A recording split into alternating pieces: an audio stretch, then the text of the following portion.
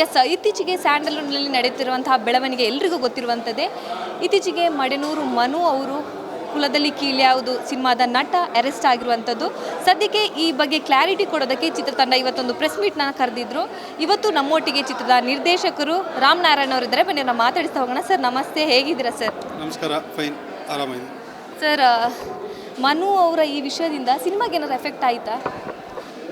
ಸಿನಿಮಾಗೇನು ತೊಂದರೆ ಆಗಿಲ್ಲ. ಸಿನಿಮಾ ಪಾಡಿಗೆ ಸಿನಿಮಾ ರಿಲೀಸ್ ಆಗಿದೆ, ಸಿನಿಮಾ ಜನ ಬಂದು ನೋಡ್ತಿದ್ದಾರೆ. ಬಟ್ ಏನಾಗ್ಬಿಡುತ್ತೆ, ಕೆಲವು ವದಂತಿಗಳು ಬಂದಾಗ ಜನ ಡೈವರ್ಟ್ ಆಗೋದು ಸಹಜ. ಅಂದರೆ ಅದರಲ್ಲೂ ಕೆಲವು ಫ್ಯಾನ್ಸ್ ಏನಿದ್ದಾರೆ ಅವ್ರುಗಳು ಸಣ್ಣ ಪುಟ್ಟ ಡಿಸ್ಟರ್ಬೆನ್ಸ್ಗಳಾಗಿರ್ತಾರೆ. ಅವರ ಅಭಿಮಾನಿ ಆರ್ಟಿಸ್ಟ್ಗಳಿಗೆ ಏನೋ ಒಂದು ಮಾತುಗಳು ಬಂದಾಗ ಅವರು ಡಿಸ್ಟರ್ಬ್ ಆಗಿರ್ತಾರೆ. ಸೊ ಅದಕ್ಕೆ ನಮಗೂ ಕೂಡ ನೋವಾಗಿದೆ. ಸೊ ಅದು ಎಷ್ಟು ಮಟ್ಟಿಗೆ ನಿಜ ಸುಳ್ಳು ಕೂಡ ನಮಗೂ ಇನ್ನೂ ಅದ್ರ ರಿಪೋರ್ಟ್ ಗೊತ್ತಿಲ್ಲ. ಬಟ್ ಆದರೆ ಆ ಡಿಸ್ಟರ್ಬೆನ್ಸ್ ಆಗಿರೋ ಪ್ರತಿಯೊಬ್ಬರಲ್ಲೂ ನಾವು ಇಷ್ಟೇ ವಿನಂತಿ, ದಯವಿಟ್ಟು ಆ ವರ್ಧಂತಿಗಳಿಗೆಲ್ಲ ಕಿವಿ ಕೊಡಬೇಡಿ. ಅದು ಪಕ್ಕಕ್ಕಿಟ್ಟು ಒಂದು ಒಳ್ಳೆ ಸಿನಿಮಾನ ನೀವು ಪ್ರೋತ್ಸಾಹಿಸಿ. ಇದರಲ್ಲಿ ಭಾಳಷ್ಟು ಜನ ಕೆಲಸ ಮಾಡಿದ್ದೀವಿ ನಾವು, ನಿರ್ಮಾಪಕರು, ಅವರ ಒಂದು ಹೂಡಿಕೆ, ಹೊಸ ನಿರ್ಮಾಪಕರು, ಜೊತೆಗೆ ಭಾಳಷ್ಟು ಜನ ಕಲಾವಿದರು. ಸೊ ಇವರೆಲ್ಲರ ಒಂದು ಶ್ರಮನೂ ಇದೆ. ಅದಕ್ಕೊಂದು ಬೆಲೆ ಕೊಡಿ, ಅದಕ್ಕೊಂದು ಗೌರವ ಕೊಡಿ. ಸೊ ನೀವುಗಳು ಬಂದು ಈ ಸಿನಿಮಾನ ಪ್ರೋತ್ಸಾಹಿಸಿ. ಹಾಗೆ ಯಾರ ಬಗ್ಗೆ ಮನು ಮಾತಾಡಿದ್ದಾನೆ ಆಡಿಯೋಗಳಲ್ಲಿ, ಆ ಎಲ್ಲ ನಾಯಕ ನಟರುಗಳ ಬಗ್ಗೆ ನಮ್ಗೆ ಅಭಿಮಾನ ಇದೆ. ನಾವು ಅವ್ರಗಳ ಜೊತೆ ಕೆಲಸ ಮಾಡಿದ್ದೀವಿ. ದರ್ಶನ್ ಸರ್ ನನ್ನ ಆಪ್ತರು, ನಾನು ಅವ್ರ ಜೊತೆ ಕೆಲಸ ಹಾಡುಗಳು ಬರೆದಿದ್ದೀನಿ. ನನ್ನನ್ನು ನಿರ್ದೇಶಕನಾಗಿ ಗುರುತಿಸಿದ್ದೆ ಅವರು ಆ್ಯಕ್ಚುಲಿ. ಹಾಗೆ ಶಿವಣ್ಣ ಅವ್ರ ಸಿನಿಮಾಗಳಲ್ಲಿ ಭಾಳಷ್ಟು ಸಿನಿಮಾಗಳಲ್ಲಿ ಕೆಲಸ ಮಾಡಿದ್ದೀನಿ. ಅವರು ಅಡ್ವೆಂಚರ್ ಮಾಡಿದಂಥ ಒಂದು 18 hours ಸಿನಿಮಾ ಏನಿದೆ ಸುಗ್ರೀವ, ಅದಕ್ಕೆ ನಾನು ರೈಟ್ರಾಗಿ ಕೆಲಸ ಮಾಡಿದ್ದೀನಿ. ಪುನೀತ್ ಸರ್ಗಂತೂ ಹಾಡುಗಳು ಬರೆದಿದ್ದೀನಿ ಭಾಳಷ್ಟು. ಸೊ ಅದೇ ನಮ್ಮ ಧ್ರುವ ಸರ್ಗೂ ಸಹ ನನ್ನ ಸಿನಿಮಾ ರಾಜಮಾರ್ತಾಂಡದಲ್ಲಿ ಅವರು ಡಬ್ ಮಾಡಿದ್ದಾರೆ. ಸೊ ಅವರು ಕೂಡ ನಮ್ಮ ಜೊತೆ ಭಾಳ ಆತ್ಮೀಯತೆಯಿಂದ ಇದ್ದಾರೆ. ಸೊ ಇವರೆಲ್ಲರಿಗೂ ನೋವಾಗಿರುತ್ತೆ ಖಂಡಿತ ಈ ಥರ ಒಂದು ಸ್ಟೇಟ್ಮೆಂಟು. ಸೊ ಅದಕ್ಕೆ ನಮ್ಮ ಸಿನಿಮಾ ಹೀರೋ ಅವನ ಒಂದು, ಅದು ನಮ್ಮ ದೌರ್ಭಾಗ್ಯ. ಅವನು ಇದರಲ್ಲಿದ್ದು ನಾವು ಅದರಲ್ಲಿ ಒಂದು ಪಾರ್ಟ್ ಆಗಿರೋದು. ದಯವಿಟ್ಟು ಅದನ್ನೆಲ್ಲ ಪಕ್ಕಕ್ಕೆ ಇಟ್ಟು ನಮ್ಮ ಸಿನಿಮಾಗೆ ನಿಮ್ಮ ಸಪೋರ್ಟ್ ಕೊಡಿ, ನಿಮ್ಮ ಅಭಿಮಾನಿಗಳ ಸಪೋರ್ಟ್ ಕೊಡಿ. ಒಂದು ಒಳ್ಳೆ ಪ್ರತಿಕ್ರಿಯೆ ಎಲ್ಲ ಕಡೆಯಿಂದ, ಪತ್ರಿಕೆಗಳಿಂದ, ಒಂದು ಪ್ರೇಕ್ಷಕರಿಂದ ಸಿಗ್ತಾ ಇದೆ, ನಮ್ಮ ಚಿತ್ರರಂಗದವರಿಂದನೂ ಸಿಗ್ತಾ ಇದೆ. ಸೊ ಇನ್ನೂ ಒಂದಷ್ಟು ದೊಡ್ಡ ಮಟ್ಟಕ್ಕೆ ಆ ಒಂದು ಸಪೋರ್ಟ್ ಬೇಕಿದೆ. ಒಂದು ಒಳ್ಳೆ ಸಿನಿಮಾ ಉಳಿಸ್ಕೋಬೇಕಾಗಿದೆ. ಅದಕ್ಕೆ ನಮ್ಮ ಈ ಹೋರಾಟ. ಸರ್, ಏನಂದರೆ ಈ ಒಂದು ವಿಷಯ ನಿಮಗೆ ರಿಲೀಸ್ ಆಗೋ 20 ದಿನಗಳ ಮುಂಚೆನೇ ಗೊತ್ತಿತ್ತು, ಆದರೂ ಯಾಕೆ ನೀವು ಸೈಲೆಂಟ್ ಆಗಿದ್ದು ಅಂತ? ನಮಗೆ ಗೊತ್ತಿದ್ದಾಗಿದ್ದು ವಿಷಯ ಏನಂದರೆ, ಇವರಿಬ್ಬರ ಒಂದು ಲಿವಿಂಗ್ ಟುಗೆದರ್ ಒಂದು ಮ್ಯಾಟ್ರ್. ಸೊ ಇವರಿಬ್ಬರು ಜೊತೇಲಿ ಪ್ರೀತಿ ಮಾಡ್ತಿದ್ರಂತೆ, ಏನೋ ಜೊತೆಲೇ ಇದ್ರಂತೆ, ಜೊತೇಲಿ ಆಮೇಲೆ ಕಿತ್ತಾಡ್ಕೊಂಡ್ರಂತೆ. ಇದು ಎಷ್ಟೋ 4 ವರ್ಷಗಳಿಂದ ಇದೆ ಅದು. ಸೊ ಅದು ನಮ್ಮ ನಿರ್ಮಾಪಕರು ಕಿವಿಗೆ ಬಿದ್ದು ಅವ್ರೇನೋ ಇದನ್ನು ಇದು ಮಾಡಬೇಕು ಅಂದಾಗ, ಸರಿ ಏನು ಸರ್, 4-5 ವರ್ಷದಿಂದ ಏನು ಮಾಡ್ತಾವ್ರು ಇವರು, ಏನು ಕಥೆ ಇದು, ಯಾಕೆ ಇವಾಗ ನಮ್ಮ ಸಿನಿಮಾ ಟೈಮಲ್ಲಿ ಇದಾಗ್ತಿದೆ ಅಂತ ಒಂದು ಮೀಟಿಂಗ್ ಆಯಿತು. ಆ ಮೀಟಿಂಗಲ್ಲಿ ಎಲ್ಲ ಸುಖಾಂತ್ಯನೂ ಆಯಿತು. ಆ ಹುಡುಗಿನೇ ಒಂದು ವಾಯ್ಸ್ ನೋಟು, ಅಂದರೆ ಒಂದು ವೀಡಿಯೋ ಮಾಡಿ, ನನ್ನಿಂದ ನಿಮ್ಮ ಚಿತ್ರಕ್ಕೆ ನಿಮಗೆ ಯಾವುದೇ ತೊಂದರೆ ನಾನು ಮಾಡೋದೂ ಇಲ್ಲ ಅಂತ. ಸರಿ, ನಿನ್ನ ಜೀವನ ಸರ್ ಮಾಡ್ಕೊ, ನಮ್ಮ ಸಿನಿಮಾ ಇವತ್ತು ಬರುತ್ತೆ ನಾಳೆ ಹೋಗುತ್ತೆ, ನಿನ್ನ ಜೀವನ ಸರ್ ಮಾಡ್ಕೊ, ನೀನು ಚೆನ್ನಾಗಿರೋ ಜೀವನದಲ್ಲಿ, ಒಳ್ಳೆ ಟ್ಯಾಲೆಂಟ್ ಇದೆಯಾ, ಸಾಧನೆ ಮಾಡ್ಕೊಂಡು ಹೋಗು, ಏನಾದರೂ ಒಂದು ಅಚೀವ್ ಆಗು, ಮುಂದಕ್ಕೆ ಒಳ್ಳೇದಾಗಲಿ, ಜೀವನ ಚೆನ್ನಾಗಿರಲಿ. ಇಲ್ಲ ಮದುವೆ ಆಗ್ತೀರಾ, ನಮ್ಮ ಪ್ರೊಡ್ಯೂಸರೇ ಕೇಳಿದ್ರು, ನಿಂತು ನಾವೇ ಮದುವೆ ಮಾಡಿಸ್ತೀವಿ, ಇಲ್ಲ ದುಡ್ಡು ಕಾಸು ಬೇಕಾ ತಗೋ, ಅವೆಲ್ಲ ಯಾವುದು ಬೇಡ ಅನ್ನೋ ಥರ. ಒಳ್ಳೆ ಹುಡುಗಿನೇ, ನಾವು ಯಾವತ್ತೂ ಆ ಹುಡುಗಿ ಬಗ್ಗೆ ಕೆಟ್ಟದಾಗಿ ಹೇಳ್ತಿಲ್ಲ. ಬಟ್ ಅವರ ಮೈಂಡ್ಗಳಲ್ಲಿ ಏನೇನು ದ್ವೇಷಗಳಿದಾವೋ, ಯಾಕೆ ಹಾಗೆ ಸಾಧಿಸ್ತಾ ಇದ್ದಾರೋ ಅವ್ರ ಮೇಲೆ ಸಾಧಿಸ್ಲಿ. ನಮ್ಮ ಸಿನಿಮಾ ಮುಗಿದ ಮೇಲೆ ನೀವು ಏನು ಬೇಕಾದರೂ ಮಾಡ್ಕೋಬೋದಾಯಿತು. ಇಲ್ಲ ನಾವು ಡೇಟ್ ಅನೌನ್ಸ್ ಮಾಡೋಕ್ಕೆ ಮುಂಚೆ, ಇಲ್ಲ ಸಿನಿಮಾ ರಿಲೀಸ್ ಆಗೋಕ್ಕೆ ಮುಂಚೆ, ಯಾವಾಗೋ 4 ವರ್ಷ ನಿಮಗೆ ಟೈಮ್ ಸಿಕ್ಕಿರಲಿಲ್ವ? ಈಗಲೇ ಬಂತ ನಿಮಗೆ ಟೈಮ್. ಈ ಟೈಮಲ್ಲೇ ನೀವು ಮಾಡಬೇಕಾಗಿತ್ತಾ? ಇನ್ನೊಬ್ಬರು ಕಷ್ಟ ಇಲ್ಲಿ ನಿಮ್ಗೆ ಅರ್ಥ ಆಗಲಿಲ್ವ? ಸಿನಿಮಾ ಅಂದರೆ ನಮ್ಗೆ ಅರ್ಥ ಆಗುತ್ತೆ. ಸಿನಿಮಾ ನಮಗೇನು ಅಂತ ಸಿನಿಮಾಗಿಂತ ನನ್ನ ಜೀವನಕ್ಕಿಂತ ನಿಮಗೆ ಸಿನಿಮಾ ದೊಡ್ಡದು. ಖಂಡಿತ ನಮಗೆ ಸಿನಿಮಾನೇ ದೊಡ್ಡದು. ಸಿನಿಮಾ ಇದ್ದರೆ ನಾವು ಇರ್ತೀವಿ, ಸಿನಿಮಾ ಇಲ್ಲಾಂದರೆ ನಾವಿಲ್ಲ. ಮನೆ ಮಕ್ಕಳು ಎಲ್ಲವೂ ಬಿಟ್ಟು ನಾವು ಸಿನಿಮಾದಲ್ಲಿ ಕೆಲಸ ಮಾಡಿಕೊಂಡು ನಮ್ಮ ಜೀವನ ರೂಪಿಸ್ಕೊಳ್ತಾ ಇದ್ದೀವಿ, ಸಿನಿಮಾಯಿಂದ ರೂಪಿಸ್ಕೊತಾ ಇದ್ದೀವಿ. ನೀವು ಕೂಡ ಒಬ್ಬ ಕಲಾವಿದೆ ಅಂತಲೇ ನಿಮಗೆ ಗೌರವ. ಯಾವುದೋ ಒಂದು ಸಾಧಾರಣ ವ್ಯಕ್ತಿ ಆಗಿದ್ರೆ ನಿಮಗೆ ಇವತ್ತು ಈ ಸೆಲೆಬ್ರಿಟಿ, ನಿಮಗೆ ಒಂದು ಈ ಥರ ಒಂದು ಇದು ನಿಮಗೆ ಸಿಗ್ತಿರಲಿಲ್ಲ. ಯಾವುದೋ ಒಂದು ಇಶ್ಯೂ ಒಂದು ದಿವಸ ನ್ಯೂಸ್ ಆಗ್ತಿದ್ರೆ ಮಾರನೇ ದಿವಸ ಮುಚ್ಚೋಗ್ತಿತ್ತು. ನೀವು ಒಂದು ಸೆಲೆಬ್ರಿಟಿ ಆಗಿರೋದಕ್ಕೆ ನಿಮಗೆ ಇವತ್ತು ಆ ಸೆಲೆಬ್ರಿಟಿ ಎಲ್ಲಿಂದ ಬಂತು? ನಿಮಗೆ ಒಂದು ಕಿರುತೆರೆಯಿಂದ, ಒಂದು ಸಿನಿಮಾಯಿಂದ.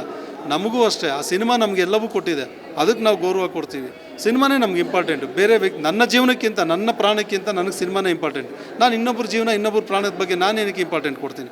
ನನ್ನ ಜೀವನದ ಬಗ್ಗೆ, ನನ್ನ ಪ್ರಾಣದ ಬಗ್ಗೆ ನಾನು ಇಂಪಾರ್ಟೆಂಟ್ ಸಿನಿಮಾನೇ ಅನ್ನೋವಾಗ ಇನ್ನೊಬ್ಬರು ಲೈಫ್ ನನಗೆ ಇಂಪಾರ್ಟೆಂಟ್ ಆಗಲ್ಲ. ಅಂದರೆ ಒಂದು ಸಿನಿಮಾ, ಅದರಲ್ಲಿ ಬರೋರು, ಅದರಲ್ಲಿ ಯಾರ್ಯಾರು ದುಡ್ದಿರ್ತಾರೆ, ಆ ಶ್ರಮ ಏನಿದೆ ಅದಕ್ಕೆ ಇಂಪಾರ್ಟೆಂಟ್. ನಾನು ಹೇಳೋದು ಏನಂದರೆ, ಜೀವಕ್ಕೆ ಬೆಲೆ ಇಲ್ಲ ಅಂತ ಹೇಳ್ತಿಲ್ಲ. ಒಂದು ಸಿನಿಮಾ ಅಂತ ಬಂದಾಗ ನಮ್ಗೆ ಅದೇ ದೊಡ್ಡದು, ಅದಕ್ಕೆ ನಾನು ಇಂಪಾರ್ಟೆಂಟ್ ಕೊಡ್ತೀನಿ. ಸೊ ನಮ್ಮ ಟೀಮು ಅಷ್ಟೇ. ಸೊ ನೀವು ಏನೇನೋ ಮನಸ್ಸುಗಳಲ್ಲಿ ಇಟ್ಕೊಂಡು ಯಾವುದೋ ಹಗೆಗಳನ್ನ, ಯಾವುದೋ ಅಸಂದರ್ಭ ಒಂದು ವ್ಯಕ್ತಿ ಇನ್ನೊಬ್ಬ ಅದರಿಂದ ಯಾರೋ ಇದ್ದಾನೆ ಅದರೊಂದು ಫಲಿತ ಅವ್ನಿಗೊಬ್ಬನಿಗೆ ನೋವು ಕೊಡಬೇಕು ಅನ್ನೋ ಇಂಟೆನ್ಷನ್ ನಿಮ್ಗೆ ಇದ್ದಿದ್ರೆ ಅವ್ನು ಕೊಟ್ಕೊಳ್ಳಿ, ಎಲ್ಲರಿಗೂ ಕೊಟ್ರಲ್ಲ ನೀವು. ಇದು ಯಾವುದು ನ್ಯಾಯ? ನಾವು ಯಾರನ್ನೂ ನ್ಯಾಯ ಕೇಳೋಣ ಇವಾಗ? ನಿಮಗೆ ನ್ಯಾಯ ಸಿಕ್ಕಿಲ್ಲ, ನಿಮಗೆ ತೊಂದರೆ ಆಗಿದೆ, ನಿಮ್ಮ ಪರ್ಸ್ನಲ್ ಲೈಫು, ನಿಮ್ಮದೇನೋ ಪ್ರಾಬ್ಲಮ್ಸು, ಇನ್ನೊಬ್ಬರ ಲೈಫಲ್ಲಿ ಇನ್ನೊಬ್ಬರ ಜೀವನಕ್ಕೆ ಇನ್ನೊಬ್ಬರು ದುಡ್ಡು ಕಾಸು ಇನ್ನೊಬ್ಬರ ಟ್ಯಾಲೆಂಟ್ಗೆ ಯಾಕೆ ನೀವು ತೊಂದರೆ ಕೊಟ್ರಿ? ಇದಕ್ಕೆ ಯಾರು ನ್ಯಾಯ ಕೊಡೋರು? ನಿಮ್ಮದು ಮಾತ್ರ ಜೀವನನ, ನಮ್ಮದೆಲ್ಲ ಜೀವನ ಅಲ್ವಾ? ನಾವು ಕಷ್ಟಪಟ್ಟಿಲ್ವಾ? ನಿಮ್ಮಂಗೆ ನಾವೂ ಒಂದು ಹೆಣ್ಣಿಗೆ ಮಾತ್ರ ಎಷ್ಟು ಗೌರವ ಒಂದು ಬೆಲೆ ಇದೆಯೋ ಗಂಡಿಗೂ ಆ ಗೌರವ ಮಾನ ಮರ್ಯಾದೆ ಎಲ್ಲವೂ ಬೇಕಾಗುತ್ತೆ ಒಂದು ಸಮಾಜದಲ್ಲಿ. ನಾವು ಇಲ್ಲಿ ಗೆದ್ರೇ ನಮಗೂ ಒಂದು ವ್ಯಾಲ್ಯೂ ಇರುತ್ತೆ, ನಮ್ಮ ಶ್ರಮಕ್ಕೆ ಬೆಲೆ ಸಿಕ್ಕಿದ್ರೇ ನಮಗಿಲ್ಲೊಂದು ಮುಂದಿನ ದಿನಗಳ ಜೀವನ ನಮಗೂ ಚೆನ್ನಾಗಿರುತ್ತೆ. ನೀವು ಮಾಡೋ ಇಂಥ ಸಣ್ಣ ಕೆಲಸಗಳಿಗೆ ಎಫೆಕ್ಟ್ ಎಲ್ಲೆಲ್ಲಿ ಆಗ್ತಿದೆ, ಯಾರ್ಯಾರಿಗೆ ಆಗ್ತಿದೆ? ಸೊ ಬಟ್ ಆದ್ರೂ ಜನ ಬಂದು ಸಿನಿಮಾ ನೋಡ್ತಿದ್ದಾರೆ. ಈ ಮಳೆ ಬಂದ್ರಿ, ಇಂಥ ಸಮಸ್ಯೆಗಳು 100 ಬಂದರು, ಒಳ್ಳೆ ಸಿನಿಮಾ ಬಂದಿದೆ ಅಂತ ಅದಕ್ಕೆ ಬಂದು ಜನ ಸಿನಿಮಾನ ಅಪ್ಕೊಂಡಿದ್ದಾರೆ.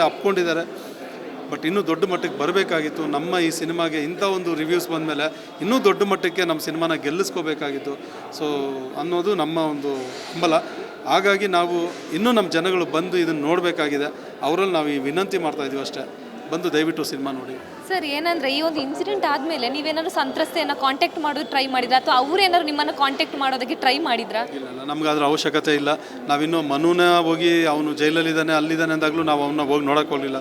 ಸಿನಿಮಾ ಬಿಡುಗಡೆ ಆಗೋ ಬಂದು ಇದರಲ್ಲಿದ್ವಿ, ಆ ಟೆನ್ಷನ್ಸ್ಗಳಿತ್ತು, ಆ ಒಂದು ಟೈಮಲ್ಲಿ ನ್ಯೂಸ್ ಬಂತು. ಅದೆಲ್ಲವೂ ಮೀರಿ ನಾವು ಸಿನಿಮಾನ, ನಮ್ಮ ನಿರ್ಮಾಪಕರನ್ನ ನಾವೆಲ್ಲ ಒಂದು ಜೊತೆ ನಾವು ನಿಲ್ಕೋಬೇಕಾಗಿತ್ತು. ಒಂದು ಸಿನಿಮಾ ಅಂದಾಗ ಒಂದು ಹೀರೋಯಿನ್ ಮುಂದೆ ಬರ್ತಾರೆ, ಯಾವತ್ತು ಪ್ರೇಕ್ಷಕರು ಅವ್ರನ್ನೇ ನೋಡೋದು ಹೆಚ್ಚಾಗಿ. ಇಲ್ಲಿ ಹೀರೋನೇ ಇಲ್ಲ, ಹೀರೋಯಿನ್ ಹೊಸಬ್ರು. ಅವಾಗ ನಾವು ಹೆಂಗೆ ಸಿನಿಮಾನ ಉಳಿಸ್ಕೋಬೇಕು ಅನ್ನೋದು ನಮ್ಮ ಫೈಟ್ ಆಗಿತ್ತು. ಸೊ ಆ ಒಂದು ವಿಷಯದಲ್ಲಿ ನಾವು ಬ್ಯುಸಿ ಆಗಿದ್ವಿ. ಆ ಹುಡುಗಿನ ಮೀಟ್ ಮಾಡಬೇಕು, ಆ ಹುಡುಗಿ ಜೊತೆ ಮಾತಾಡಬೇಕು. ಖಂಡಿತ ನಮಗೆ ಅದರಿಂದ ಆ ಉದ್ದೇಶಗಳೇ ಇಲ್ಲ. ಆ ಥರ ಆ ಹುಡುಗಿನ ಮುಂದೆ ಇಟ್ಕೊಂಡು ನಾವೇನೋ ಚೀಪ್ ಗಿಮಿಕ್ ಮಾಡಿ ಪ್ರಮೋಷನ್ ಮಾಡ್ಕೋಬೇಕು ಅನ್ನೋದು ನಮಗಿಲ್ಲ. ನಾವು ನಮ್ಮ ಹೀರೋಗಳನ್ನ ಮೀಟ್ ಮಾಡಬೇಕು ಅಂತ ಈ ಒಂದು 2-3 ದಿವಸದಿಂದ ಟ್ರೈ ಮಾಡಿದ್ವಿ. ಬಟ್ ಎಲ್ಲರೂ ಬ್ಯುಸಿ ಇದ್ದಾರೆ, ಯಾರೂ ನಮ್ಮ ಕೈಗೆ ಸಿಗ್ತಾ ಇಲ್ಲ. ಎಲ್ಲವೂ ಅವ್ರವ್ರ ಶೆಡ್ಯೂಲ್ಸಲ್ಲಿ ಬ್ಯುಸಿ ಇದ್ದಾರೆ. ಬಟ್ ಇನ್ನೂ ತಡ ಆದರೆ, ನಮ್ಮ ಕಡೆಯಿಂದ ಪ್ರತಿಕ್ರಿಯೆ ಬಂದಿಲ್ಲ ಅಂದರೆ ನಮ್ಮ ಸಿನಿಮಾಕ್ಕೆ ತೊಂದರೆ ಆಗುತ್ತೆ ಅನ್ನೋ ಒಂದೇ ಕಾರಣಕ್ಕೆ ನಾವು ಇವತ್ತು ಈ ಪ್ರೆಸ್ ಮೀಟ್ನ ಆಯೋಜಿಸಿದ್ವಿ. ಇವತ್ತು ನಮ್ಮ ಯೋಚನೆ ಏನಂದರೆ ಇಷ್ಟೇ, ಸಿನಿಮಾ ಚೆನ್ನಾಗಿದೆ, ಜನ ಕೈ ಹಿಡಿದಿದ್ದಾರೆ, ಇನ್ನೂ ನಮ್ಮ ಜನ ದೊಡ್ಡ ಮಟ್ಟದಾಗಿ ಇದಕ್ಕೆ ಬರಬೇಕಾಗಿದೆ. ನಮ್ಮ ಮಡೆನೂರು ಮನು ಏನು ಮಾತಾಡಿದ್ದಾನೆ, ಅವ್ನು ಮಾತಾಡಿರೋದು 100% ತಪ್ಪು. ಅದು ತಪ್ಪಾಗಿ ಅದು ಪ್ರೂವ್ ಆದಾಗ ಮಾತ್ರ ಅವನಿಗೆ ಮೊದಲನೇ ಧಿಕ್ಕಾರ ನಂದೇ ಇರುತ್ತೆ. ಅವನ್ನ ಇನ್ಯಾವತ್ತಿಗೂ ನಾವು ಯಾವುದೇ ವಿಷಯದಲ್ಲೂ ನಾವು ಎಂಟರ್ಟೈನ್ ಮಾಡಲ್ಲ. ನಮ್ಮ ಚಿತ್ರರಂಗ ಕೂಡ ಏನು ಅವನ್ನ ಬ್ಯಾನ್ ಮಾಡಿದೆ, ಅದು ಖಂಡಿತ ನಿಜ, ಅದು ಮಾಡಲಿ. ಬಟ್ ಅದು ಏನಂತ ನಮಗೆ FSL ಏನೋ ಅದು ಇದಾವಲ್ಲ, ಅದೆಲ್ಲ ಪ್ರೂವ್ ಆಗಿ ಬರೋವರೆಗೂ ನಾವು ಅದನ್ನು ಕಾಯಲೇಬೇಕಾಗುತ್ತೆ. ಏನೇ ನಾವು ಪ್ರಮಾಣಿಸಿ ನೋಡು ಸತ್ಯನ ಏನೇ ಇದ್ದರೂ ಕೂಡ ಅದು ಕಾಲ ನಿರ್ಣಯ ಮಾಡಬೇಕು. ಅದೆಲ್ಲ ಒಂದು ಪಕ್ಕಕ್ಕೆ ಇಡ್ತೀನಿ. ಬಟ್ ಈ ಸಮಯ ಮಿಂಚೋದ್ರೆ, ಈ ಸಿನಿಮಾ ಮತ್ತೆ ಹಿಂಗೆ ಆಗೋದ್ರೆ ಮತ್ತೆ ನಮಗೆ ಈ ಕಾಲ ಬರೋಲ್ಲ. ಈ ಸಿನಿಮಾ ಮತ್ತೆ ನಾನು ಮಾಡೋಕ್ಕಾಗಲ್ಲ, ಇದಕ್ಕೆ ಮತ್ತೆ ಜನರನ್ನ ನಾನು ಕರ್ಸೋಕ್ಕಾಗಲ್ಲ, ಮತ್ತೆ ನಾನೇನೋ ರಿಲೀಸ್ ಮಾಡಿ ಸಿನಿಮಾ ಓಡಿಸ್ತೀನಿ ಅಂತ ಇದು ಮಾಡೋಕ್ಕಾಗಲ್ಲ. ಸಿನಿಮಾ ರಿಲೀಸ್ ಆಗಿದೆ, ಥಿಯೇಟ್ರಲ್ಲಿ ಇನ್ನೂ ಇದೆ, ಜನ ಒಪ್ಪಿದ್ದಾರೆ. ಇನ್ನೊಂದಷ್ಟು ಜನ ಬಂದು ಸಿನಿಮಾ ನೋಡಬೇಕಾಗಿದೆ. ಒಳ್ಳೆ ಸಿನಿಮಾ, ನಿಮ್ಮ ಕಾಸು ಪೈಸಾ ವಸೂಲಿ, ನಾವೇನು ಹೇಳ್ತಿದ್ವಿ ಅದು ನಿಜ. ಹಾಗೆ ನಮ್ಮ ನಿರ್ಮಾಪಕರು ಅವಾಗಿಂದನೂ ಏನು ಹೇಳ್ತಾಯಿದ್ರು, ಈ ಸಿನಿಮಾದಲ್ಲಿ ಬರೋ ಲಾಭನ ನಾನು ಸೇನೆ ಕೊಡಬೇಕು ಅಂತ. ಸೊ ಅವ್ರ ಮೂಲ ಉದ್ದೇಶ ಅದಿದೆ. ಆ ಉದ್ದೇಶಕ್ಕೋಸ್ಕರ ನಾವು ಎಲ್ಲ ಒಂದು ಪ್ರಯತ್ನ ಈ ಸಿನಿಮಾನ ಗೆಲ್ಲಿಸ್ಕೊಳ್ಳೇಬೇಕಾಗಿದೆ. ಈ ದುಡ್ಡು ಬಂದರೆ ನಾವು ಮನೆಗೆ ತೊಗೊಂಡು ಹೋಗ್ತೀವಿ ಅಂತ ಹೇಳ್ತಿಲ್ಲ. ಮನೆಗೆ ತೊಗೊಂಡೋಗಿ ನಾವೇನು ಮಾಡಿದ್ರೆ ಮತ್ತೆ ಸಿನಿಮಾನೇ ಮಾಡೋದಿಲ್ಲಿ. ನಿರ್ಮಾಪಕರು ಅದೇ ಒಂದು ಉದ್ದೇಶದಲ್ಲೇ ಇರೋರು. ಅಂಥ ಒಬ್ಬ ನಿರ್ಮಾಪಕ ಬಂದಿದ್ದಾರೆ. ನಿರ್ಮಾಪಕರು ಬರೋದೇ ಕಷ್ಟ ದಿನಗಳಾಗಿದೆ ಇವಾಗ ಚಿತ್ರರಂಗಕ್ಕೆ. ಹಾಕಿರೋ ದುಡ್ಡು ವಾಪಸ್ ಬರುತ್ತೋ ಇಲ್ವೋ ಅಂತ. ಅಂಥದ್ರಲ್ಲಿ ಎಲ್ಲ ಲಕ್ಷಣಗಳು ಕಾಣ್ತಿದೆ. ಸಿನಿಮಾ ಚೆನ್ನಾಗಿದೆ, ಜನ ಬಂದರೆ ಇದೊಂದು ಒಳ್ಳೆ ಪ್ರತಿಕ್ರಿಯೆ ಆದರೆ ಒಂದು ಒಳ್ಳೆ ಇದು ಆಗುತ್ತೆ. ಜೊತೆಗೆ ನಮ್ಮ ಜನ ಕೈ ಹಿಡಿದ್ರೆ ನಾವು ಏನು ಅಂದ್ಕೊಂಡಿದ್ದೀವಿ ಸೇನೆಗೆ ಮಾಡಬೇಕು ಅಂತ ಅದೊಂದು ಹೆಲ್ಪು ಮಾಡ್ಬೋದು. ಸೊ ನಮ್ಮಿಂದ ಏನೋ ಒಂದು ಒಳ್ಳೇದಾಗುತ್ತೆ ಅಂತ ಬಯಸೋ ಒಂದು ಮನಸ್ಸುಗಳು ಇಟ್ಕೊಂಡಿದ್ದೀವಿ ಅಷ್ಟೇ. ಇನ್ನೂ ಆ ಒಂದು ಹೋಪ್ ಕಳ್ಕೊಂಡಿಲ್ಲ. ಈಗಲೂ ಆ ಹೋಪ್ ಇದೆ, ಆ ಒಂದು ಜನ ನಮ್ಮ ಕೈ ಹಿಡಿತಾರೆ ಅನ್ನೋ ನಂಬಿಕೆ ಇದೆ. ಸರ್, ಈ ಒಂದು ಸಿನಿಮಾ ಹಿಂದಿನ ದಿನ ಮನು ಅವ್ರು ಅರೆಸ್ಟ್ ಆಗ್ತಾರೆ. ಎಲ್ಲೋ ಒಂದು ಕಡೆ ಸಿನಿಮಾಗೆ ಇದು ಸಿನಿಮಾದು ಗಿಮಿಕ್ ಅಂತ ಹೇಳಿದರು. ಸೊ ಅದಕ್ಕೆ ಏನು ಸ್ಪಷ್ಟನೆ ಕೊಡ್ತೀರಾ? ಅದೇ ಹೇಳ್ತಿದ್ದೀನಲ್ಲ ಮೇಡಮ್, ನಮಗೆ ಇದ್ರ ಅವಶ್ಯಕತೆನೇ ಇಲ್ಲ. ನಮ್ಮ ನಿರ್ಮಾಪಕರು ಸಿನಿಮಾ ಪ್ರಮೋಷನ್ಗೆ ಖರ್ಚು ಮಾಡಿರೋ ವೆಚ್ಚ ಹೇಳಿದ್ರೇ ನಮಗೆ ಶಾಕ್ ಆಗುತ್ತೆ. ಅವ್ರು ನಾವು ಅಂದ್ಕೊಂಡಿರಲಿಲ್ಲ ಇಷ್ಟು ಖರ್ಚು ಮಾಡ್ತಾರೆ ಅಂತ. ಪ್ರಮೋಷನ್ಗೆ ಅಷ್ಟು ದುಡ್ಡು ಖರ್ಚು ಮಾಡಿದ್ದಾರೆ ಅವರು. ಹಾಗಾದರೆ ಆ ದುಡ್ಡೆಲ್ಲ ನಾವು ಉಳಿಸ್ಕೋಬೋದಾಗಿತ್ತಲ್ಲ. ಈ ಥರ ಒಂದು ಕಿತ್ತೋಗಿರೋ ಐಡಿಯಾ ನಾವು ಪ್ಲ್ಯಾನ್ ಮಾಡೋದೇ ಆಗಿದ್ರೆ ಅಷ್ಟು ದುಡ್ಡು ನಿರ್ಮಾಪಕರಿಗೆ ನಾವೇನು ಖರ್ಚು ಮಾಡಿಸ್ಬೇಕಾಗಿತ್ತು. ನನ್ನ ಹಿಂದಿನ ಸಿನಿಮಾಗಳು ನೀವು ಒಂದು ಸರಿ ತೆಗೆದು ನೋಡಿದ್ರೆ ಯಾವತ್ತು ಈ ಥರ ಚೀಪ್ ಗಿಮಿಕ್ ಎಲ್ಲೂ ನಾನು ಮಾಡಿಸ್ಕೊಂಡು ಬಂದಿಲ್ಲ. ನಿರ್ಮಾಪಕರು ಏನಾದರೂ ಬೇರೆ ಐಡಿಯಾ ಇಟ್ಕೊಂಡಿದ್ರು ನಾನೇ ಅದನ್ನು ಕಟಾಪ್ ಮಾಡ್ತೀನಿ. ಬೇಡ ಸರ್, ಇದೆಲ್ಲ ದುಡ್ಡು ವೇಸ್ಟು, ಸ್ವಲ್ಪ ಚೀಪಾಗಿ ಹೋಗೋಣ ಅಂದರೆ ಸಿಂಪಲ್ಲಾಗಿ ಹೋಗೋಣ ಅಂತ. ಅಂದರೆ ಪ್ರಮೋಷನ್ಗೆ ತುಂಬ ಯೋಚನೆ ಮಾಡೋ ಶಕ್ತಿ ದೇವ್ರು ನಮಗೆ ಕೊಟ್ಟಿದ್ದಾನೆ. ಬೇರೆ ರೀತಿಯಲ್ಲಿ ನಾವು ಪ್ರಮೋಷನ್ ಮಾಡ್ಕೊಂಡು ಹೋಗೋವಂಥ ಬುದ್ಧಿ ನಮಗೆ ದೇವ್ರು ಕೊಟ್ಟಿದ್ದಾನೆ. ದುಡ್ಡೇ ಖರ್ಚು ಮಾಡಬೇಕು ಅಂತಲೂ ಏನಿಲ್ಲ. ಬಟ್ ಈ ಥರ ಚೀಪ್ ಗಿಮಿಕ್ ಮಾಡೋ ಅವಶ್ಯಕತೆಯೂ ನಮಗಿಲ್ಲ. ಇದೆಲ್ಲ ಆಗಿರೋ ಅಚಾತುರ್ಯ ಇದು. ನಮ್ಮ ಸಿನಿಮಾ ಟೈಮ್ಗೆ ಅವರು ಪ್ಲ್ಯಾನ್ ಮಾಡಿ ಮಾಡಿದ್ರು, ಇಂಟೆನ್ಷನ್ಲಿ ಮಾಡಿದ್ರು, ಅವನ ಮೇಲೆ ಕೋಪಕ್ಕೋ ಹಾಗೇನೋ ದ್ವೇಷನೋ, ಅವರ ಒಂದು ಇದಕ್ಕೆ ನಮ್ಮನ್ನು ಬಲಿ ಮಾಡ್ತಿದ್ದಾರಲ್ಲ, ಅದು ನಮಗೆ ಭಾಳ ನೋವಿದೆ. ಅದ್ರ ಜೊತೆಗೆ ಇಂಡಸ್ಟ್ರಿಗೂ ಒಂದು ದೊಡ್ಡವ್ರ ಬಗ್ಗೆ ಮಾತಾಡಿರೋದು, ಇದೆಲ್ಲವೂ ಏನೋ ಒಂಥರ ಚೈನ್ ಲಿಂಕ್ ಆಗ್ತಾಯಿದೆ. ಆಮೇಲೆ ಇದೊಂದು ನಾನು ಹೇಳೋಕ್ಕೆ ಇಷ್ಟಪಡ್ತೀನಿ, ಇವತ್ತು ನಾವು ಸ್ಟೇಟ್ಮೆಂಟ್ ಕೊಡ್ತಾರೆ ನಮ್ಮ ಸಿನಿಮಾ ಉಳಿಸ್ಕೊಳ್ಳೋಕ್ಕಷ್ಟೇ. ಅವ್ರು ಮತ್ತೆ ಏನೋ ಕೌಂಟ್ರ್ ಕೊಡಲಿ, ಅದಕ್ಕೆ ಮತ್ತೆ ನಾನೇನೋ ಕೌಂಟ್ರ್ ಕೊಡಬೇಕು ಅನ್ನೋ ಉದ್ದೇಶ ನನಗಿಲ್ಲ, ನಮ್ಮ ತಂಡಕ್ಕೂ ಇಲ್ಲ. ಇದು ಇಲ್ಲಿಗೆ ಕೊನೆ. ಆ ಹುಡುಗಿ ಬಗ್ಗೆ ನಾವು ಇನ್ನೇನು ಎಲ್ಲೂ ಮಾತಾಡೋ ಅವಶ್ಯಕತೆ ನಮಗಿಲ್ಲ, ಮಾತಾಡೋಕ್ಕೂ ಹೋಗಲ್ಲ. ನಮ್ಮ ಸಿನಿಮಾ ಉಳಿಸ್ಕೋಬೇಕಾಗಿದೆ, ನಾವು ಮಾತಾಡ್ತಾ ಇದ್ದೀವಿ ಅಷ್ಟೇ. ಆ ಹುಡುಗಿ ನಮ್ಮ ಬಗ್ಗೆನೂ ಎಲ್ಲೆಲ್ಲ ಏನೋ ಮಾತಾಡಿರೋದಿದೆ ಆವತ್ತು. ನಮ್ಮ ಟೀಮೆಲ್ಲ ಬಂದು ಮೈಂಡ್ ವಾಶ್ ಅದು ಇದು ಅಂತ. ಮೈಂಡ್ ವಾಶ್ ಅಂದರೆ ಏನು? ನಿಮಗೆ ಒಳ್ಳೆಯದು ಕೆಟ್ಟದ್ದು ತಿಳಿ ಹೇಳಿದ್ದೆ ಮೈಂಡ್ ವಾಶ್ ಅಂತ ಅದ್ರ ಬಗ್ಗೆನೇ ನಿಮಗೆ ಒಂದು ತಿಳುವಳಿಕೆ ಇಲ್ಲ. ಇನ್ನು ನಿಮಗೆ ಬುದ್ಧಿ ಹೇಳಿದ್ದೆ ನಮ್ಮ ತಪ್ಪಾಗಿದೆ ಅಷ್ಟೇ. ಹಾಗಾದರೆ ಮೈಂಡ್ ವಾಶ್ ಅನ್ನೋದು ಏನು ಅಂತ ಫಸ್ಟ್ ಆಫ್ ಆಲ್ ಅವ್ರು ಅರ್ಥ ಮಾಡ್ಕೋಬೇಕು. ನಾವು ವಾಶ್ ಮಾಡೋಕ್ಕೆ ಬಂದವರಲ್ಲಮ್ಮ, ಒಂದು ವೇಳೆ ಮಾಡಿದರೂ ಕೂಡ ಕೆಟ್ಟದನ್ನು ತೆಗೆದಾಕಿದ್ದೀವಿ, ನಿನ್ಗೆ ಒಳ್ಳೆಯದನ್ನೇ ಹೇಳಿರೋದು. ಸೊ ಅದನ್ನು ನೀನು ಅರ್ಥ ಮಾಡ್ಕೋ. ಆ ತಿಳುವಳಿಕೆ ನೀನು ಇಲ್ಲದೆ ಇರೋದಕ್ಕೆ ಇವತ್ತು ಈ ಥರ ನಿನ್ನ ಜೀವನ ಹಾಳು ಮಾಡ್ಕೊಳ್ತಾ ಇದೆಯಾ ಅಂತ ಹೇಳೋಕ್ಕೆ ಇಷ್ಟಪಡ್ತೀನಿ. ಸೊ ನಾವು ಆ ಹುಡುಗಿಗೆ ಕೆಟ್ಟದ್ದು ಬಯಸ್ತಾ ಇಲ್ಲ, ಆ ಹುಡುಗಿ ಜೀವನ ಚೆನ್ನಾಗಾಗಲಿ, ನಾಳೆನೂ ಕೂಡ ಭವಿಷ್ಯ ಚೆನ್ನಾಗೇ ಇರಲಿ ಅಂತಲೇ ನಾನು ಬಯಸ್ತಾ ಇದ್ದೀನಿ. ಅದು ಅವ್ರಿಗೆ ಬಿಟ್ಟಿದ್ದು ಮುಂದಿನ ದಿನಗಳು. ಬಟ್ ನಾವು ನಮ್ಮ ಸಿನಿಮಾನ ಉಳಿಸ್ಕೋಬೇಕಾಗಿದೆ, ನಾವು ಅದಕ್ಕೋಸ್ಕರ ಫೈಟ್ ಮಾಡ್ತಾ ಇದ್ದೀವಿ ಅಷ್ಟೇ. ಸರ್, ಈಗಾಗಲೇ ಒಳ್ಳೆ ರೆಸ್ಪಾನ್ಸ್ ಕೂಡ ಪಡೆದುಕೊಳ್ತಾ ಇದೆ, ಇನ್ನು ಮುಂದಿನ ದಿನಗಳಲ್ಲೂ ಒಳ್ಳೆ ರೆಸ್ಪಾನ್ಸ್ ಕೂಡ ಪಡೆದುಕೊಳ್ಳಿ ಅಂತ ಕೇಳ್ಕೊತೀವಿ sir. Thank you so much. ನಿಮ್ಮ ಚಾನಲ್ ಕಡೆಯಿಂದನೂ, ನಿಮ್ಮ ಒಂದು ವಾಹಿನಿ ಮೂಲಕ, ನಿಮ್ಮ ವಾಹಿನಿ ನೋಡೋವಂಥ ಪ್ರತಿಯೊಬ್ಬ ಅಭಿಮಾನಿಗೂ ನಾನು ಹೇಳೋಕ್ಕೆ ಇಷ್ಟಪಡ್ತೀನಿ, ಬನ್ನಿ ದಯವಿಟ್ಟು ಕುಲದಲ್ಲಿ ಕೀಳಿ ಯಾವುದೋ ಚಿತ್ರವನ್ನು ನೋಡಿ. ನಿಮಗೆ ಖಂಡಿತ ಆ ಸಿನಿಮಾ ಒಂದು ಮನೋರಂಜನೆ ಜೊತೆಗೆ ಒಂದು ಮೆಸೇಜ್ ಕೂಡ ಕೊಡುತ್ತೆ, ಜೊತೆಗೆ ಒಂದು ಪಕ್ಕ ಪೈಸಾ ವಸೂಲ್ ಎಂಟರ್ಟೈನ್ಮೆಂಟ್ ಸಿನಿಮಾ ಆಗಿರುತ್ತೆ. Thank you. ಇದಿಷ್ಟು ನಿರ್ದೇಶಕ ರಾಮನಾರಾಯಣ ಅವರ ಮಾತಾಗಿತ್ತು. ಕ್ಯಾಮ್ರಾ ಪರ್ಸನ್ ರಾಘವೇಂದ್ರ ಜೊತೆ ಕೀರ್ತಿ ಅಶ್ವವೇಗ, ನ್ಯೂಸ್ ಬೆಂಗಳೂರು.